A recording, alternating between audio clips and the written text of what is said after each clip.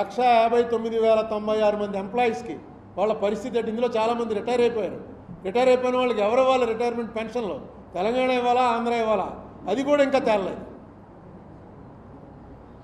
అలాగే బచావతి అవార్డు అని 76లో ఇచ్చినటువంటి అవార్డు ప్రకారం వాటర్ ఎలా వాడుకోవాలన్నది ఆంధ్రప్రదేశ్ రాష్ట్రం అన్నదే ఉంది.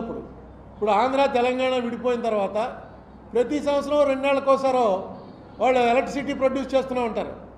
పవర్ ప్రొడక్షన్ అంటూ స్టార్ట్ అవగానే సముద్రంలోకి నీళ్ళు వెళ్ళిపోతాయి. ఆంధ్రాకేమో తాగునీరు సాగునీరు అవసరాలను ఏవి పట్టించుకోకుండా తెలంగాణ గవర్నమెంట్ అనౌన్స్ చేసేస్తుంది, కరెంట్ కావాలి మాకు, కరెంట్ ప్రొడ్యూస్ చేస్తున్నామని. ఇదొకటి ఆనవాయితీ కింద అయిపోయింది. దీని మీద కూడా ఎప్పుడు అసలు ఏమిటంటే మనకు ఫండమెంటల్ రూల్ ఏంటంటే ఫస్ట్ ప్రయారిటీ తాగునీరు, పవర్ ప్రొడక్షన్ కాదు. డ్రింకింగ్ వాటర్ అనేది ఫస్ట్ ప్రయారిటీ. నాగార్జున సాగర్ దగ్గర అదే గొడవ, పులిచింతల దగ్గర అదే గొడవ, శ్రీశైలం దగ్గర అదే గొడవ. ఈ గొడవకి పరిష్కారం గట్టిగా అడగాలి.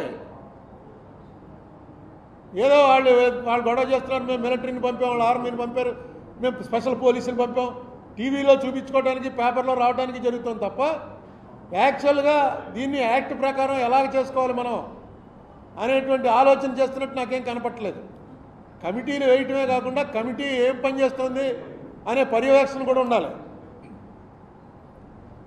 ఇది 2019 వరకు తెలంగాణకి పవర్ డెఫిసిట్లో ఉంటే ఆంధ్ర సప్లై చేసింది, డైరెక్ట్గా అమ్మాం పవరు. 6,700 కోట్ల రూపాయలు పవరు ఇప్పటికీ పెండింగ్. వాళ్ళు ఏమో అంటారు. ఈవేళ అక్కడ కాంగ్రెస్ గవర్నమెంట్ వచ్చింది, ఈ యాక్ట్ చేసింది కాంగ్రెస్ గవర్నమెంటు. రేవంత్ రెడ్డి గారు సీఎం అయ్యాడు, మొన్న ఏదో కమిటీ వేశారని పేపర్లో వచ్చింది. ఇది సరైనటువంటి సమయం. ఎందుకంటే కాంగ్రెస్ కానీ బీజేపీ కానీ నేషనల్ పార్టీస్ కాబట్టి రీజనల్ పార్టీలాగా కన్నా డిఫరెంట్గా ఆలోచిస్తాయి. నేషన్ అంతా కూడా ఒకలాగా ఆలోచిస్తాయి. ఆలోచించాలి. అలా ఆలోచిస్తుందనేటువంటి ఆశతోటే కాంగ్రెస్ రూలింగ్లో ఉండగానే రేవంత్ రెడ్డి గారు ఏదైతే ఇనిషియేటివ్ తీసుకున్నాడో దానికి వెంటనే ఇక్కడ ఉన్నటువంటి ప్రభుత్వం స్పందించి సరైనటువంటి వ్యక్తులు ఎవరైతే ఈ ఆంధ్రప్రదేశ్ గురించి తెలుసున్న వాళ్ళు ఉన్నారో, జరిగిన నష్టం గురించి ఒక అవగాహన ఉన్నవాళ్ళు ఉన్నారో వాళ్ళు ఎంటర్ అవ్వాలి. వాళ్ళని పెట్టి ఒక కమిటీ వేసి ఆ కమిటీ ద్వారా దానికి టైం బౌండ్ ప్రోగ్రాం పెట్టండి, ఒక 3 నెలల్లో మీరు ఇవ్వండి అని. చాలా కమిటీలు అయ్యాయి. శీలాబేడి కమిటీ అయితే పెద్ద రిపోర్ట్ ఇచ్చింది ఆవిడ. దాన్ని అమలు చేయాలంటే మళ్ళీ ప్రభుత్వాలు అమలు చేయాలి. ప్రభుత్వాలకి అధికారంలోకి రావటం, అధికారంలో కొనసాగడానికి ఏం చేయాలని అంతే తప్ప మనకి పక్కన ఇంత డైరెక్ట్గా డివిజన్ అయిపోయాం. డివిజన్లో మనకిష్టం లేని డివిజన్ అయిపోయాం. మనకిష్టం లేని డివిజన్లో మనకి ఏమీ లేకుండా చేశారు. ఏదో కళ్ళు నీళ్లు తొడవడానికి 4-5 అనౌన్స్ చేస్తే అవి తెచ్చుకోవడమే చాలా గొప్ప కార్యక్రమం అయిపోయింది. ఇప్పుడు 10 ఏళ్ళు పడుతుందండి పోలవరంకి. 10 ఏళ్ళు అయిపోయింది. ఎక్కడుందిరా అంటే పునాదులు కొట్టుకుపోయి అంటున్నారు. పునాదులు ఒకవేళ తేడా ఉంటే ఏమిటి దీనికి రెమెడీ? ఏం చేయాలి? వరల్డ్ వైడ్గా చూస్తుంటే దీనికన్నా 10 రెట్లు పెద్ద పెద్దవి కట్టేస్తున్నారు. బ్యారేజీలు కడుతున్నారు, పెద్ద పెద్ద ప్రాజెక్టులు కడుతున్నారు, ఇంకా చాలా లోతులోకి వెళ్ళి కడుతున్నారు, ఇంకా చాలా బ్యాడ్ కండిషన్స్లో ఉన్నటువంటి చోట నీళ్ళల్లోకి వెళ్ళి ప్రాజెక్టులు కడుతున్నారు. మరి ఎందుకో మంది ఆ డయాఫ్రమ్ వాళ్ళు వరల్డ్లో పెద్దవాడిని పెట్టి వేయించారు. ఆ బావర్ కంపెనీ వాడు ప్రపంచంలో 3 కంపెనీలు ఉంటే ఆ 3 ఒకటి అతను వచ్చి వేసిన బావర్ కంపెనీ వాళ్ళు వేసిందే కొట్టుకుపోయిందన్నారు. కొట్టుకుపోవడానికి కారణం చంద్రబాబు జగన్మోహన్ రెడ్డి అనే దెబ్బలాడుకుంటున్నారు. కానీ అక్కడ ఇంజనీర్లు ఎవరు? వీళ్ళు వెళ్ళి ఏమైనా దగ్గరుండి రోజు చూస్తారా? ఎవరా సలహాలు ఇచ్చారు? ఇంజనీరు ఎందుకు పోయింది?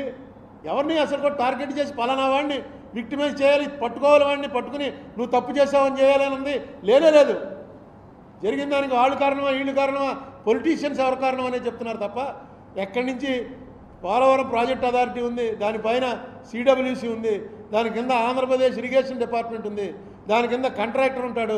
ఇంతమంది చూసి చేసినటువంటి పని ఒక వరద వస్తే కొట్టుకుపోతే దానికి ఎవరిని బాధ్యులు చేయాలి? రాజకీయ నాయకుల్ని, చీఫ్ మినిస్టర్ని కాదు, టెక్నికల్గా ఎవరున్నారో వాళ్ళని చేయాలి. ఇప్పటివరకు ఆ ప్రసక్తే ఉండదు. ఇప్పుడు ఏంటో పోలవరం అని ఏమవుతుందో ఎవరికీ తెలీదు. అసలు అవుతుందా అవదా? అయితే ఎప్పటికవుతుంది? ఏ పద్ధతిలో అవుతుంది? ఇప్పుడున్న ప్రాజెక్ట్ అవుతుందా? మనకి ఏదో డిజైన్ ఇచ్చారో ఆ డిజైన్ తప్ప, ఆ డిజైన్ ప్రకారం చేయటం కుదరదా? ప్రజలతో పంచుకోండి.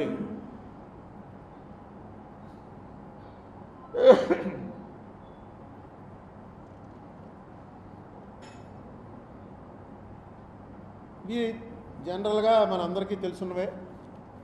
ఏదో మళ్ళీ ఒకసారి మన ఘోష ఎవడో ఒకటి చెప్పకపోతే ఎవరు పట్టించుకుంటారు ఇవి? సరే, మన రాజమండ్రి నుంచి చెప్దాం. జూన్ 2వ తారీఖు 10 ఏళ్ళు అయ్యి పరిస్థితి